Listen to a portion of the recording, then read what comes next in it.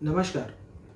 आज 5 जून राष्ट्रीय स्वयंसेवक संघ के द्वितीय सरसंघचालक कैलाशवासी माननीय माधव सदाशिव गोलवलकर उपाख्य परम पूज्य श्री गुरुजी की 48वीं पुण्यतिथि। उनके पावन स्मृति को कोटिशः नमन। उम्र के 38वें वर्ष में श्री गुरुजी ने राष्ट्रीय स्वयंसेवक संघ जैसे बड़े संगठन के प्रमुख की जिम्मेदारी संभाली। उन्होंने यह जिम्मेदारी अत्यंत सामर्थ्यपूर्वक निभाई।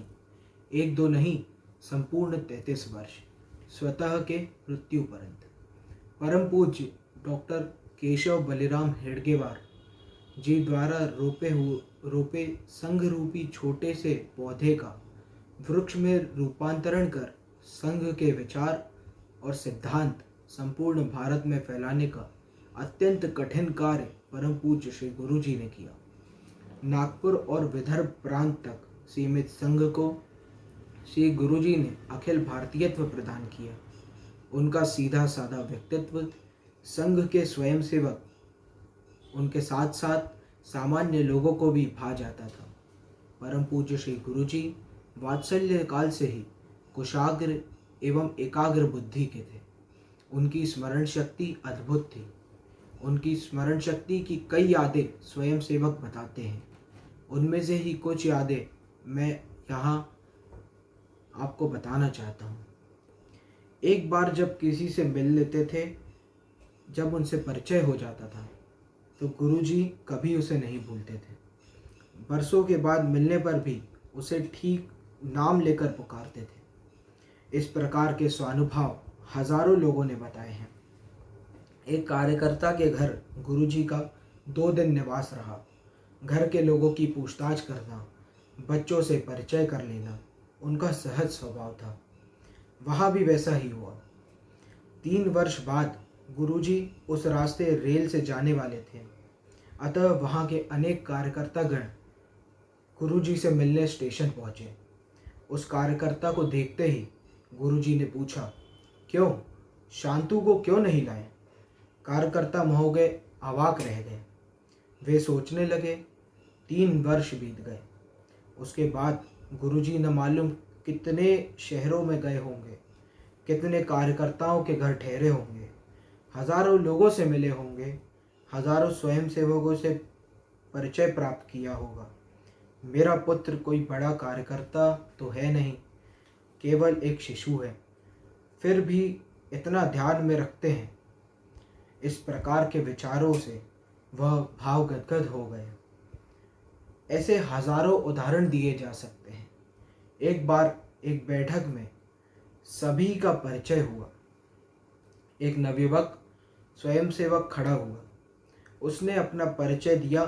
तब गुरुजी ने उससे पूछा कि उसने अपने कुर्ते के बटन क्यों नहीं लगा रखे हैं। गुरुजी ने उससे पूछा, क्या बात है? स्वयंसेवक ने कहा, मैंने ऐसा निश्चय किया है कि खुद कमाई करूंगा, तब सोने के बटन बनवाऊंगा, तभी कुर्ते के बटन लगाऊंगा।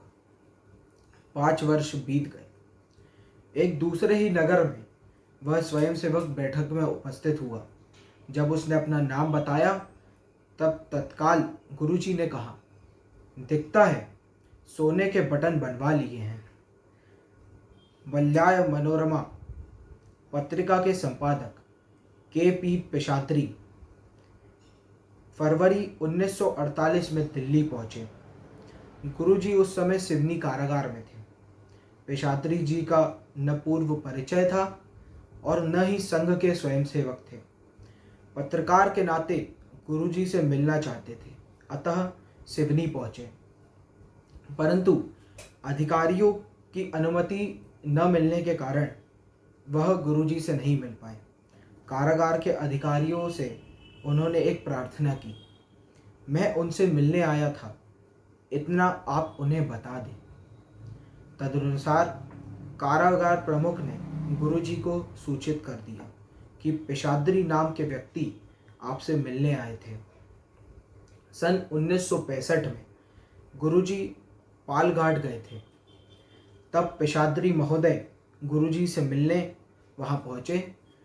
जैसे ही उन्होंने स्वयं का नाम बताया, गुरुजी ने कहा, अच्छा, आप वे पेशादरी तो नहीं जो सिवनी आए थे और जिन्होंने मुझसे मिलने का असफल प्रयास किया था। पेशादरी गुरुजी की स्मरण शक्ति का चमत्कार देखकर चकित हो गए। एक बार स्वयंसेवक ने पूछा, गुरुजी, कैसे आप इतने सब स्वयंसेवकों के नाम याद रखते हैं? गुरुजी ने उसे कहा, तुम तो किराने के व्यापारी हो, तुम्हें दुकान की छोटी बड़ी सैकड़ों चीज़ें याद रहती हैं, उनके अलग अलग भाव, कैसे तुम उन्हें याद रखते हो? न तुम उन्हें रटते हो, न ही बार बार पुस्तक देखकर बताते हो। क्योंकि दुकान तुम्हारा आधार है, तुम्हारा सर्वस्व है, तुम्हारा सब ध्यान उसी में लगा रहता है। वही मेरी भी बात है। संघ और संघ के स्वयंसेवक ही मेरा सर्वस्व है। भला मैं उन्हें कैसे भूल सकता हूँ? 1947 में देश की स्वतंत्रता के बाद, परंतु पाकिस्तान के विभाजन के साथ यह बात सभी को अत्यंत पीड़ादायक थी। 1955 में परम पूज्य श्री गुरुजी का पेशावर के स्वामी विश्वेश्वर तीर्थ जी से मिलना हुआ। तब स्वामी जी ने अपने मन की इस पीड़ा को गुरुजी के सक्षम प्रकट करते हुए श्री गुरुजी से पूछा, अपना देश फिर से अखंड हो सकता है क्या? श्री गुरुजी ने उत्तर दिया, हम स्नान करते समय रोज गंगे च यमुने चैव में सिंधु का भी उच्चारण स्मरण करते हैं। इसका तात्पर्य है कि सिंधु के उस पार का सभी भाग अपना ही है। स्वामी जी ने पूछा, यह कब होगा? गुरुजी ने कहा, हिंदू समाज के असंगठित होने के कारण अपना देश विभाजित हो गया। एक बार फिर हिंदू सुसंगठित और सामर्थ्य होकर खड़े हो जाए तब भारत के अखंड होने का दिन दूर नहीं होगा। परम पूज्य श्री गुरुजी का पत्र व्यवहार प्रचंड था। देश के कोने कोने में उनके पत्र जाते थे। छोटे से छोटे स्वयंसेवक तथा व्यक्ति के भी पत्र का जवाब मिलता था। हजारों की संख्या में लिखे जाने वाले पत्र परम पूज्य श्री गुरुजी ने संघ प्रणाली को शब्दांकित किए हैं।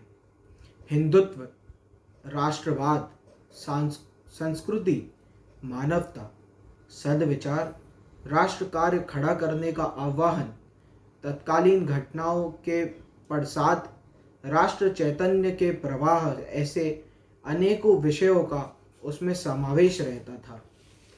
परम पूज्य श्री गुरुजी ने अपनी अंतिम सांस तक संघर्ष किया और संघ कार्य किया। उनके मन में सदैव संघ तथा उसका कार्य तथा स्वयंसेवकों के बारे में विचार रहते थे। जीवन के अंतिम क्षणों में भी परम पूज्य श्री गुरुजी ने संपूर्ण देश भर के स्वयंसेवकों के नाम एक पत्र लिखा। वह पत्र मैं आज आपको पढ़ के सुनाना चाहता हूँ। परम प्रिय आदरणीय स्वयंसेवक बंधुगण, 21 जून 1940 को परम पूज्य डॉक्टर हेडगेवार जी का शरीर अंत हो गया और उनकी इच्छा के अनुसार सरसंघ चालक पद का गुरुभार मेरे पर आ पड़ा।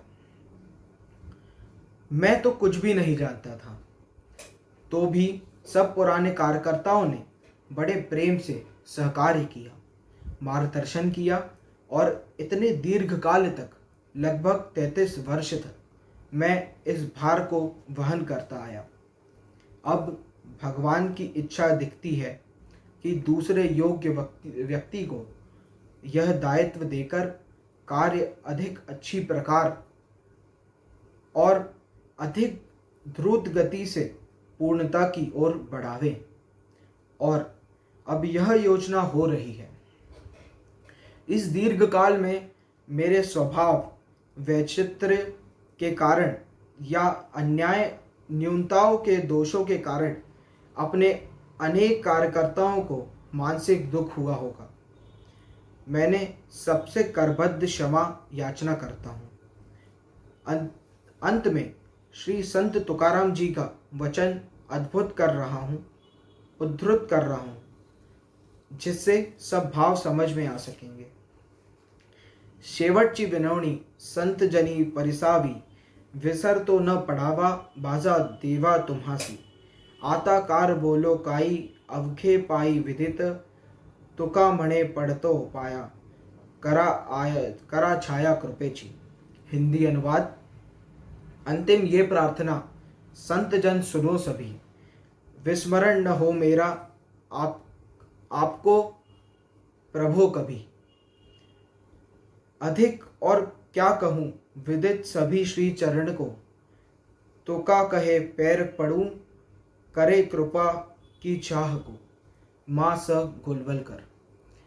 उनके पत्रों में सरसंघचालक इस शब्द का उन्होंने कभी उपयोग नहीं किया।